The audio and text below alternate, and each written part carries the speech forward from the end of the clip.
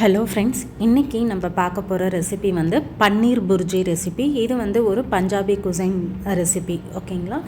So இதுக்கு நான் வந்து 200 கிராம் வந்து பன்னீர் எடுத்திருக்கேன். அதில் வந்து ஒரு கால் பகுதி வந்து குட்டி குட்டியாக கட் பண்ணியிருக்கிறேன். மிச்சதெல்லாம் வந்து கிரேட் பண்ணி எடுத்துகிட்டேன். கொஞ்சோண்டு க்ரம்பிள் பண்ணி போட்டிருக்கேன். இந்த மாதிரி மிக்சடாக வந்து இந்த பன்னீர் பண்ணிக்கோங்க. அதுக்கப்புறம் ஒரு மீடியம் சைஸ் ஆனியன், ஒரு மீடியம் சைஸ் தக்காளி எடுத்துக்கோங்க.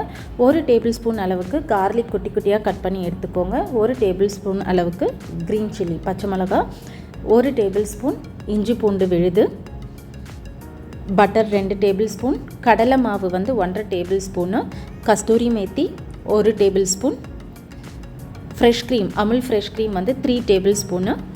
அதுக்கப்புறம் நமக்கு தாளிக்கிறதுக்கு வந்து ஃப்ரெஷ் க்ரீம் வேணால் அமுல் ஃப்ரெஷ் க்ரீமும் இந்த க்ரீம் வேணாலும் எடுத்துக்கலாம். நீங்கள் தாளிக்கிறதுக்கு சோம்பு 1/2 டீஸ்பூனும், அதுக்கப்புறம் வந்து பட்டை லவங்கம் 3 இலை, ஒரு அரை இலை எடுத்திருக்கேன். பட்டை வந்து எப்போவுமே மெலிஸ் பட்டை, சுருள் பட்டை, நாட்டுப்பட்டைன்னு சொல்லுவாங்க. இது இந்த மாதிரி 3 இருக்கும். ஸோ அதாவது அது அந்த மாதிரி சொல்லுவாங்க, அந்த மெலிசான பட்டையை. ஸோ அந்த மாதிரி பட்டை இருந்தால் யூஸ் பண்ணுங்கள், திக்காக வரும், ஓகேங்களா? நீங்கள் அந்த மாதிரி பட்டை யூஸ் பண்ணாதீங்க. அந்த பட்டை நீங்கள் யூஸ் பண்ணிங்கன்னா நம்மளுடைய டிஷ்ஷையே வந்து அந்த ஃப்ளேவர் வந்து டாமினேட் பண்ணிடும். ஸோ அவங்கக்கிட்ட அந்த மாதிரி தான் இருக்குது பட்டைன்னா தயவுசெய்து பட்டை போட வேண்டாம். அதனால் நம்மளுடைய டேஸ்ட்டு மாறாது, ஓகேங்களா? கொஞ்சம் கொத்தமல்லி ஒரு கைப்பிடி அளவுக்கு கட் பண்ணி எடுத்திருக்கேன். ஸோ இப்போ வந்து நான் கடாய் வந்து ஹை ஃப்ளேமில் நல்லா சூடு ஏறிடுச்சு. கடாயை அடுப்பில் வச்சுருக்கிறேன். இது கூட வந்து 3 டேபிள் ஸ்பூன் ஆயில் சேர்த்துக்கலாம்.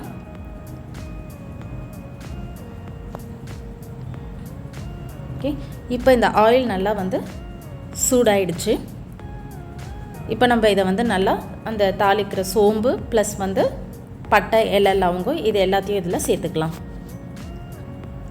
ஒன்ஸ் அந்த சோம்பு நல்லா பொரிஞ்சு அந்த ப்ரௌன் இதுக்கு வரும்போது இது கூட நம்ம அந்த குட்டி குட்டியாக கட் பண்ணி வச்சுருக்கிற கார்லிக் ஆட் பண்ணிக்கோங்க. கார்லிக் ஆட் பண்ணி நல்லா வந்து வதக்குங்க. வதக்குனிங்கன்னா என்ன ஆகும்னா அந்த கார்லிக்கோட ஃப்ளேவர் வந்து வெளியில் வர ஆரம்பிக்கும்.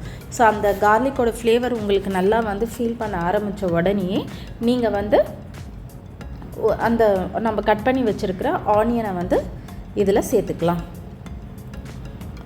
ஓகே, நான் வந்து ஹை ஃப்ளேமில் தான் பண்ண போகிறேன். ஏன்னா நமக்கு ஆனியன் வந்து கோல்டன் ப்ரௌனில் வரணும். ஸோ கோல்டன் ப்ரௌனில் வந்தால் தான் வந்து நல்லாயிருக்கும் டிஷ்ஷு. நம்ம ரொம்ப மீடியம் ஃப்ளேம்லேயும் ஸ்லோ ஃப்ளேம்லேயும் பண்ணோன்னா ஒரு மாதிரி சோகி ஆகிடும் அந்த ஆனியன். ஓகே, ஸோ இப்போ இது கூட வந்து நான் பட்டரையும் சேர்த்துட்டேன். ஸோ இப்போ நம்ம ஆனியன் வந்து நல்லா கோல்டன் கலர் வரட்டும், ஓகேங்களா? அது வரைக்கும் நீங்கள் ஹை ஃப்ளேம்லேயே வந்து இதை கிளறி விட்டுக்கிட்டே இருங்க. இல்லைனா ரொம்ப அடி பிடிச்சிடும், அதாவது தீஞ்ச மாதிரி ஆகிடும், ஓகேங்களா? நமக்கு வேண்டியது நல்லா கோல்டன் கலர் தான் வேணும். ஓகே,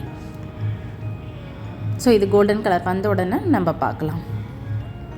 இப்போ வந்து ஆனியன் வந்து கலர் டர்ன் ஆக ஆரம்பிச்சிருக்குது, கோல்டன் கலரில் வர ஆரம்பிச்சிருக்கு. ஸோ இந்த மாதிரி கோல்டு கலர் வரும்போது நீங்கள் வந்து உங்களுடைய அடுப்பை வந்து மீடியம் ஃப்ளேமுக்கு சேஞ்ச் பண்ணிக்கோங்க, ஓகேங்களா?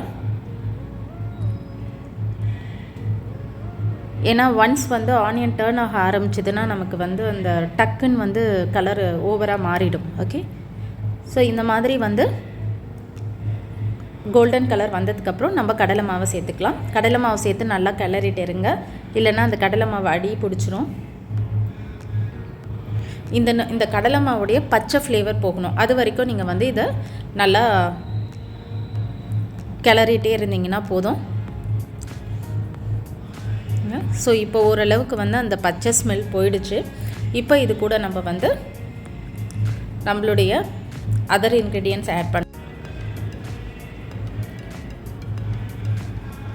நம்ம வந்து கட் பண்ணி வச்சுருக்கிற பச்சை மிளகாய், கொத்தமல்லி வந்து நான் பாதி சேர்த்துக்கிறேன். மிச்சம் கொஞ்சோண்டு வந்து நம்ம கார்னிஷிங்காக நான் வச்சுருக்கிறேன். உங்களுக்கு வந்து இந்த கொரியாண்டருடைய அந்த ஃப்ளேவர் பிடிக்கும்னா மோஸ்ட்லி எல்லாருக்கும் பிடிக்கும், இன்னும் நம்ம அதிகமாக கூட போடலாம். இப்போது நம்ம இது கூட ஒரு மீடியம் சைஸ் கட் பண்ணி வச்சுருக்க தக்காளியை நல்லா சேர்த்துக்கலாம். தக்காளி இந்த மாதிரி வதங்கணும் நல்லா. ஸோ வதங்கினதுக்கப்புறம் தான் நம்ம வந்து சீசனிங் பண்ண முடியும். ஸோ இந்த தக்காளி வந்து ஓரளவுக்கு பாதி இதுவானதுக்கப்புறம் 1 டேபிள் ஸ்பூன் இஞ்சி பூண்டு விழுது நம்ம எடுத்து வச்சுருக்க இஞ்சி பூண்டு விழுதை சேர்த்துக்கலாம். ஓகே, ஸோ இப்போ நம்மளுடைய தக்காளி நல்லா வந்து பாயில் ஆகிடுச்சு. ஓகே, நல்லா சாஃப்டன் ஆகணும் நம்மளுடைய தக்காளி. ஸோ நல்லா அது மாதிரி ஆனதுக்கப்புறம் எண்ணெய்லாம் வெளியில் சைடில் வர ஆரம்பிக்கும். ஸோ வந்ததுக்கப்புறம் நம்ம சீசனிங் ஆட் பண்ணிக்கலாம். சீசனிங்கில் 1/4 டீஸ்பூன் மஞ்சப்பொடி, 1 teaspoon red chilli powder, 1/2 teaspoon தனியா powder, 1/4 teaspoon ஜீரகப்பொடி and 1/4 teaspoon garam masala, தேவைக்கேற்ற உப்பு.